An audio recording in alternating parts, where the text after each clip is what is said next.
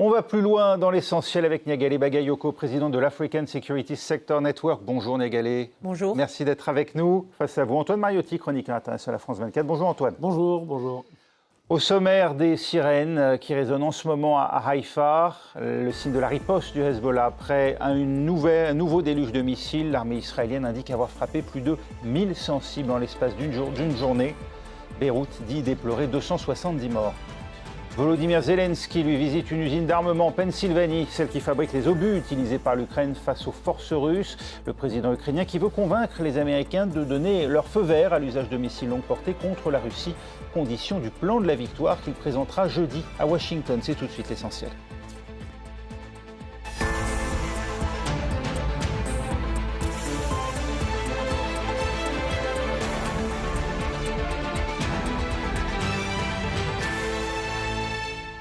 Israël emploie la manière forte. Tsahal annonce avoir ciblé plus de 1100 sites du Hezbollah dans le sud et l'est du Liban. L'armée israélienne conseille à la population de s'éloigner. Elle met en garde contre de nouvelles frappes aériennes de grande envergure. Le Premier ministre libanais Najib Mikati lui dénonce un plan de destruction du Liban. Florent Rodeau. Partout ou presque dans le sud du Liban, ces mêmes scènes d'explosion. Marjayoun, Tyr, Nabatiyé, Zipkin et même la plaine de la Beka plus au nord. Israël vient de passer à la vitesse supérieure avec des frappes étendues. Nous conseillons aux civils des villages libanais situés à l'intérieur ou à proximité de bâtiments et de zones utilisées par le Hezbollah à des fins militaires, tels que ceux utilisés pour stocker des armes, de se mettre immédiatement à l'abri pour leur propre sécurité. Une intensification de ces opérations au Liban. Sur leur téléphone, les Libanais, comme ici à Beyrouth, reçoivent des messages leur demandant d'évacuer. On a appris ce matin qu'Israël avait intensifié ses raids. Nous espérons qu'il y aura une solution. Nous ne voulons pas la guerre. Dans les têtes, la crainte toujours plus forte d'une escalade. Le Hezbollah donnait le ton dès hier. Nous sommes entrés dans une nouvelle phase que l'on pourrait intituler « Bataille des règlements de compte ». À partir de maintenant, nous tuerons et nous combattrons les Israéliens là où ils nous attendent et au-delà. Depuis dimanche, plus de 150 roquettes ont été tirées en direction du nord de l'État hébreu, obligeant des dizaines de milliers d'Israéliens à se réfugier dans des abris. Face à ce risque d'embrasement régional, la communauté internationale appelle à la retenue et plusieurs pays, dont la Chine, demandent désormais à leurs ressortissants de quitter la zone. Et à Beyrouth, pour France 24, nous retrouvons Karim Yayaoui. Quel est, Karim, le sentiment qui domine ce soir à Beyrouth ?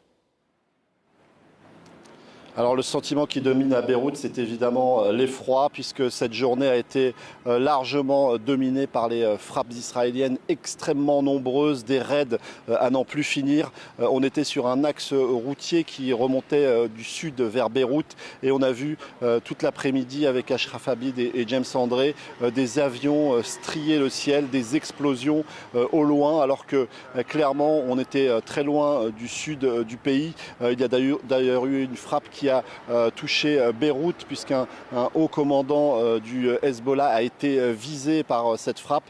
Il s'agirait du responsable de la zone sud et clairement chez les habitants c'est la peur.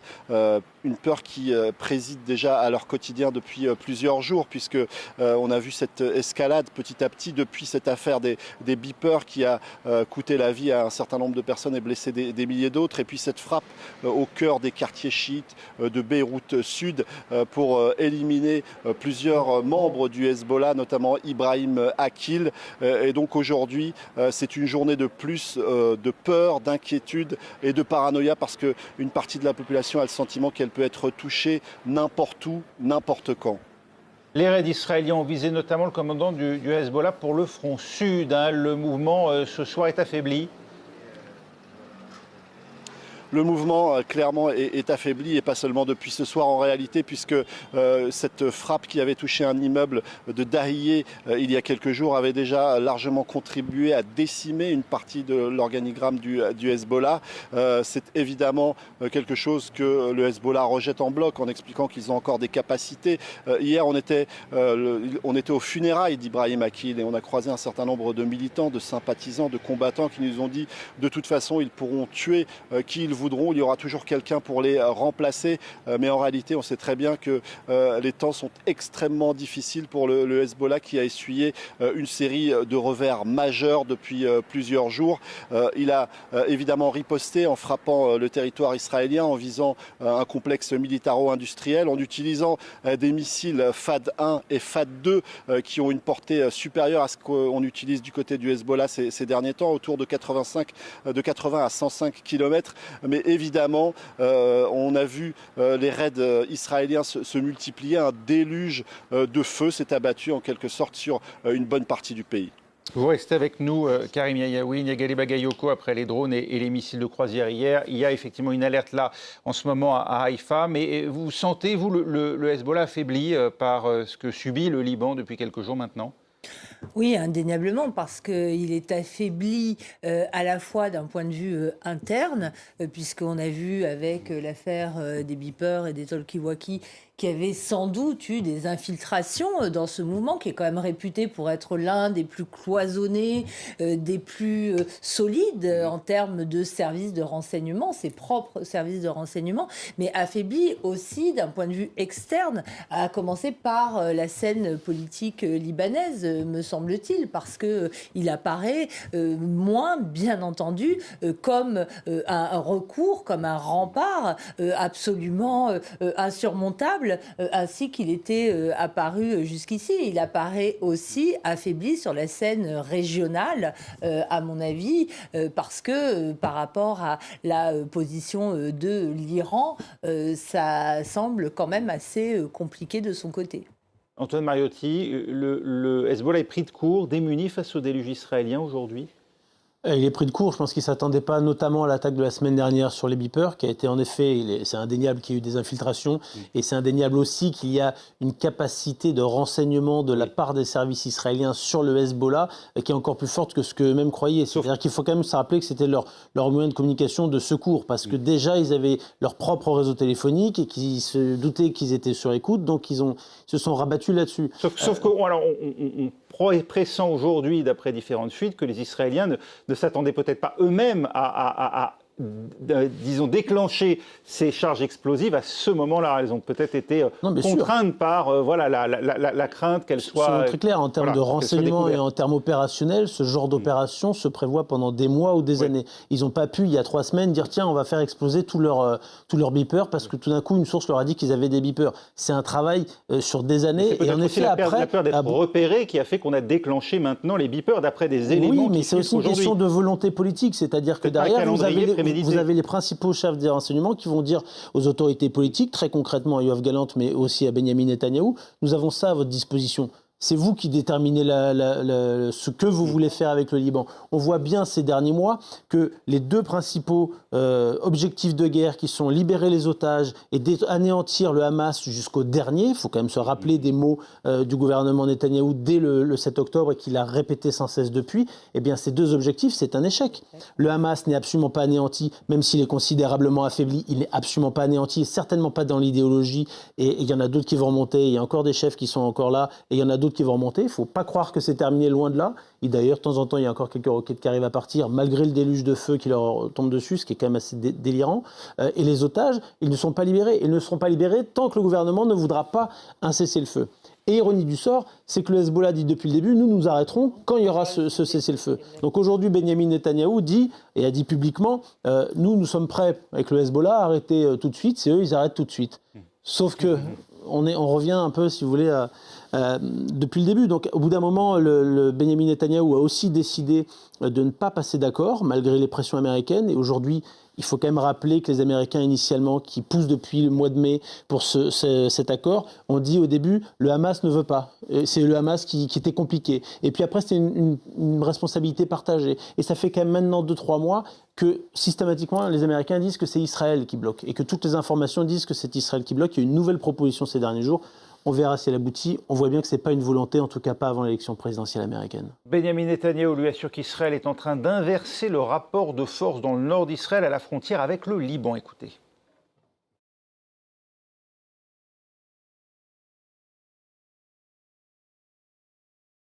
Pour ceux qui n'ont pas encore compris, je veux clarifier la politique d'Israël.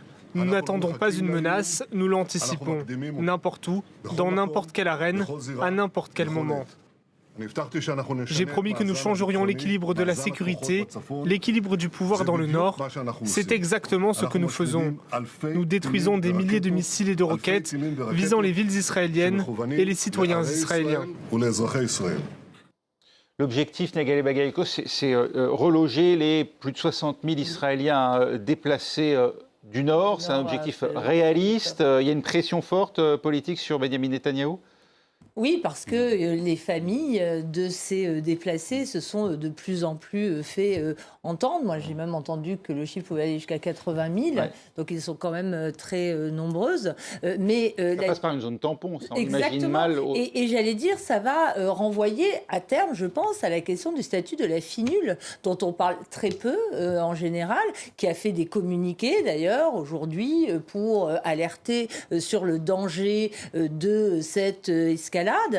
Mais on sait que le mandat a été reconduit à l'identique à la fin du mois d'août pour une année supplémentaire, mais il n'est pas exclu qu'il faille le faire évoluer de nouveau. Et ça, cette question-là renvoie quand même plus largement à l'impuissance totale du système multilatéral et notamment des Nations Unies face à ce conflit-là, dont on va forcément beaucoup parler pendant cette semaine de l'Assemblée générale des Nations Unies. Ça pose la question d'une force d'occupation israélienne au sud Liban ? Ah bah, s'il n'y a plus la finule, on se pose immédiatement cette question parce que les Israéliens vont dire, nous, il est hors de question qu'il y ait des forces du Hezbollah en dessous du fleuve Litani, c'est-à-dire une rivière concrètement, au-delà duquel les forces du Hezbollah sont censées être repoussées, c'est 20-30 km au-dessus d'Israël. Maintenant, oui, il y a la question de la zone tampon, mais encore une fois, je reviens à ce que je disais, s'il y a un accord de cessez-le-feu sur Gaza, avec évidemment libération des otages, il ne s'agit pas d'arrêter une guerre comme ça, mais le conflit au nord s'arrête aussi. Donc là, Israël en profite, à raison ou à tort, ça chacun se fait son avis, mais pour aussi évacuer et éliminer une partie de la menace qui pèse au nord, parce que là, plus de 1100 frappes, il parle de dizaines de milliers de roquettes et de missiles détruits dans la journée, parce qu'une frappe, c'est un lieu, mais vous pouvez avoir des centaines de roquettes sur cet endroit-là. C'est quand même considérable. En termes d'état-major militaire, ils ont été sacrément décimés quand même ce soir. Ça ne veut pas dire qu'ils n'ont plus personne. Le Hezbollah, c'est quand même 20 à 30 000 combattants aguerris, fermes, qui ont fait la guerre en Syrie, qui sont habitués, qui ont fait la guerre contre Israël en 2006, qui lui ont tenu tête, qui n'ont pas perdu.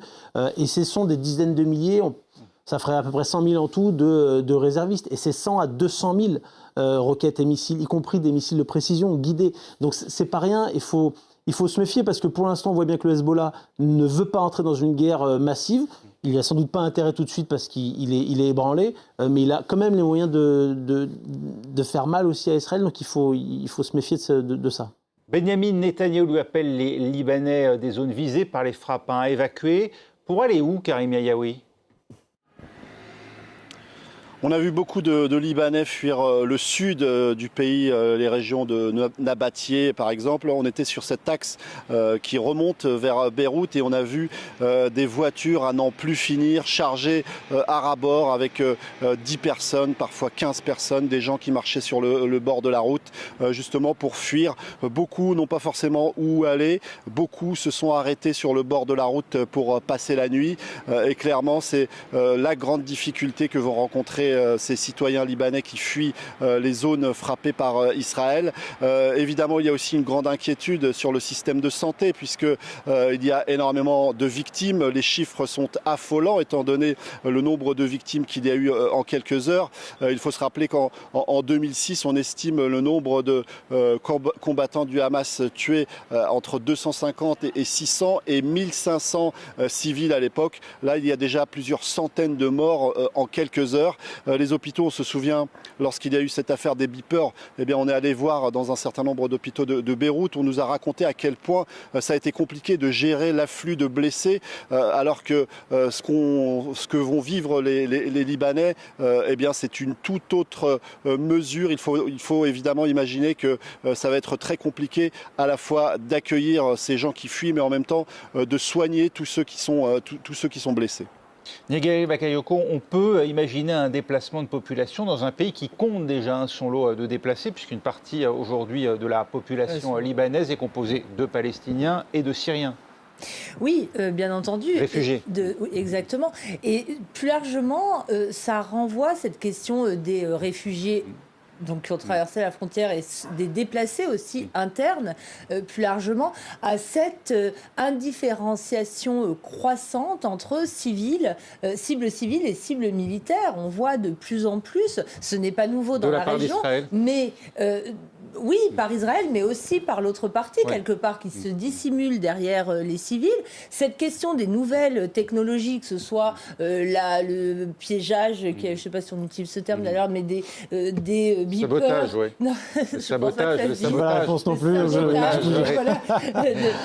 Et des talkie-walkie, mais aussi l'usage des drones, l'usage des missiles guidés. On voit très bien qu'on a une guerre à distance qui fait de plus en plus, qui prend le pas sur le face-à-face traditionnel et qui rend certains acteurs qui ne maîtrisent pas ces technologies, comme en l'occurrence le Hezbollah maintenant,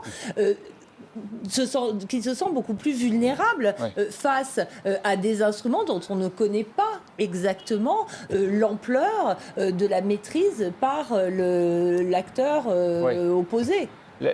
Ces dégâts, alors ce qu'on appelait il y a peu de temps encore des dégâts collatéraux qui maintenant font partie des victimes de guerre et parfois même des cibles, en tout cas indifférenciées. Les civils, sont devenus les principales victimes. Ce ne sont plus des victimes collatérales. C'est à Gaza, par exemple. Malheureusement. Quand bien même, effectivement, l'objectif de guerre serait un responsable dirigeant du Hamas ou du Hezbollah. Le nombre de victimes collatérales est devenu quasiment, n'est plus en tout cas pris en considération. Est-ce que les condamnations internationales qui s'intensifient là s'agissant du Liban auront un quelconque effet d'après vous, Antoine Mariotti ?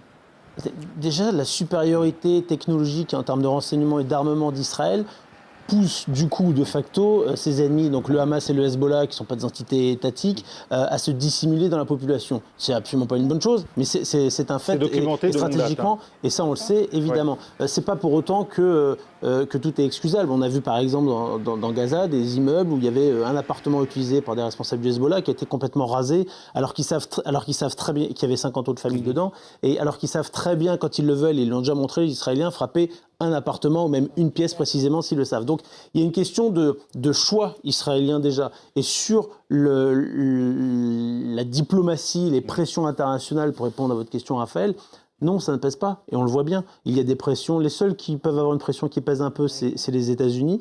Et ils la font de manière très modérée. Et on voit bien que Benyamin Netanyahou se préoccupe d'abord de son agenda interne et de son agenda politique personnel aussi, et même judiciaire d'ailleurs.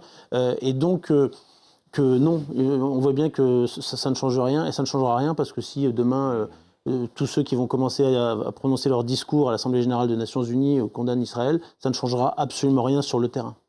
Les États-Unis, vous l'évoquiez à l'instant, eh bien c'est justement aux États-Unis que Volodymyr Zelensky est actuellement venu présenter son plan de la victoire. D'abord New York avec l'Assemblée générale de l'ONU, puis Washington, pour y dire comment il entend mettre un point final à 2 ans et demi d'invasion russe sur son sol.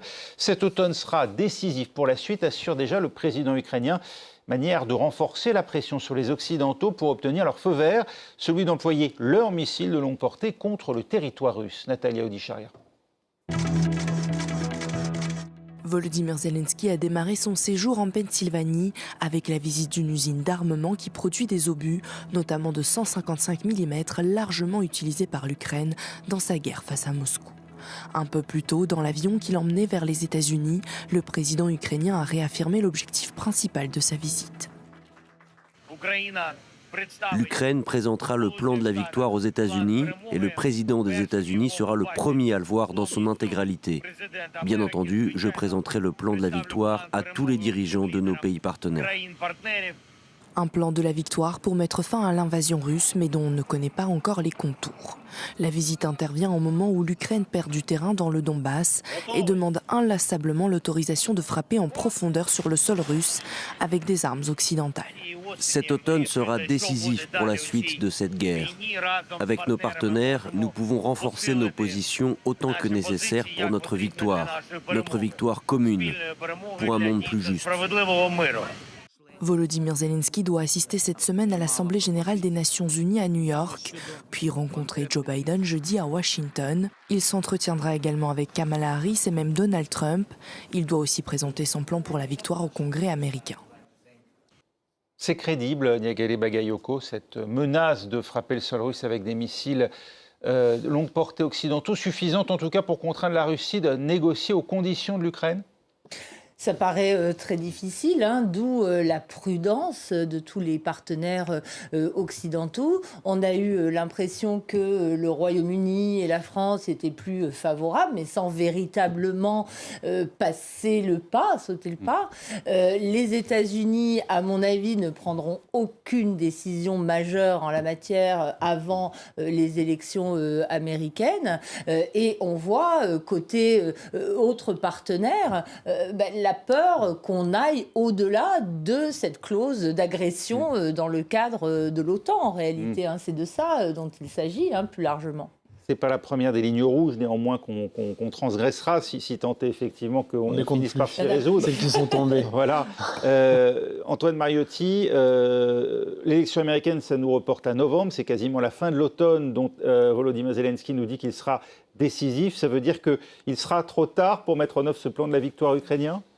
Déjà, ce n'est pas la première fois qu'on entend que telle période va être décisive dans l'issue de cette guerre. Donc moi, je serais très prudent là-dessus. Il y a aussi une rhétorique, ce qui est bien normal de son point de vue, de la part du président Zelensky, c'est d'essayer de convaincre. Et on voit bien qu'il y a une pression depuis des semaines, même des mois, mais surtout ces dernières semaines, pour pouvoir utiliser des armes de longue portée pour frapper le sol russe, non pas pour aller frapper des cibles civiles, rappelons-le, mais simplement les aérodromes de là où décollent les avions de chasse russes qui viennent frapper l'Ukraine. Ce genre de choses qui permettraient de déstabiliser concrètement l'adversaire. Il y a une pression forte. Les Britanniques comme les Américains, pour l'instant, tiennent bon. Le président finlandais, lui, essaye de pousser la Maison-Blanche et les autres à accepter ça. Et en même temps, on voit bien que c'est compliqué, que du côté des alliés les plus proches de l'Ukraine, on comprend bien que de toute façon, tout le territoire ukrainien ne va pas revenir. On a le président tchèque, par exemple, qui est un ancien secrétaire général de l'OTAN, qui dit à Volodymyr Zelensky, il faudrait peut-être que l'Ukraine soit un peu plus réaliste. Certes, et c'est un fervent partisan de Kiev, certes on vous soutient, certes il faut vous aider encore plus et encore plus, mais il voit mal comment une solution peut aujourd'hui être, avec l'ensemble des territoires, Crimée comprise, qui soient redonnés à la Russie. Alors il dit, au moins temporairement, tout en précisant que le temporaire, ça peut durer quand même des années. La Russie, elle fait savoir qu'elle ne participera pas au deuxième sommet sur l'Ukraine, voulu par Kiev, justement en novembre. Après une première édition, on s'en souvient, c'était en juin en Suisse. La paix peut-elle être imposée à la Russie ou faut-il l'asseoir à un moment à la table des négociations ? Non, moi je ne pense pas du tout que la paix puisse être imposée à la Russie. Ni à l'Ukraine d'ailleurs, parce que on est face, et c'est une constante, je trouve, aujourd'hui sur la scène internationale, à la résurgence de conflits séculaires en réalité, qui démontrent que la croyance selon laquelle les différents territoriaux, les différents identitaires étaient derrière nous, a fait long feu. On revient, mais partout. C'est vrai en Ukraine, c'est vrai en Israël, c'est vrai même si on regarde des zones comme le Sahel ou d'autres, ce sont vraiment des conflits très profond qui démontre l'attachement des peuples et non pas uniquement des dirigeants à ce qu'ils estiment être leurs droits historiques et absolument imprescriptibles. Oui, voilà, absolument. Le nouveau président iranien, Massoud Pezeshkian, lui, surprend. Il assure vouloir discuter avec les Occidentaux de la guerre en Ukraine.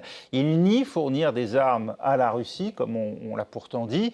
Et il condamne surtout ce qu'il désigne comme une agression par la Russie de l'Ukraine. Revirement, comprenez, ça fait partie d'une négociation peut-être plus large avec les Occidentaux, Antoine Mariotti? Revirement, je n'irai peut-être pas jusque-là. C'est comme quand Massoud Pezeshkian, on nous le présente comme un réformateur. C'est un conservateur modéré. Il faut quand même comprendre que la République islamique d'Iran, Hassan Rouhani avant lui, c'était la même chose. Mais ces missiles balistiques iraniens dont il dément la livraison, bon, c'est de bonne guerre, mais de là à parler d'agression, il y va loin avec la Russie. Lui qui aimerait pouvoir recoller une certaine diplomatie avec les Occidentaux pour au moins alléger un peu les sanctions, faire exactement ce qu'avait fait Hassan Rouhani en son temps, c'est-à-dire pas celui auquel il succède, mais le président avant, celui qui avait signé l'accord sur le nucléaire iranien. On est bien obligé, on ne peut pas commencer en disant bon de suite je vais rayer Israël de la carte et je livre les missiles les plus forts à la Russie contre l'Ukraine. Ça ne marcherait pas. Cela dit, c'est pas lui non plus qui a complètement la main, on le sait très bien, c'est le guide suprême en Iran. Volonté de détente, c'est peut-être comme ça qu'il faut analyser. Oui, ou double jeu, on peut le voir comme ça aussi. Merci Niagale Bagayoko, ce sera le mot de la fin. Merci Antoine Mariotti, on va plus loin, c'est terminé. Prochain journal dans 4 minutes.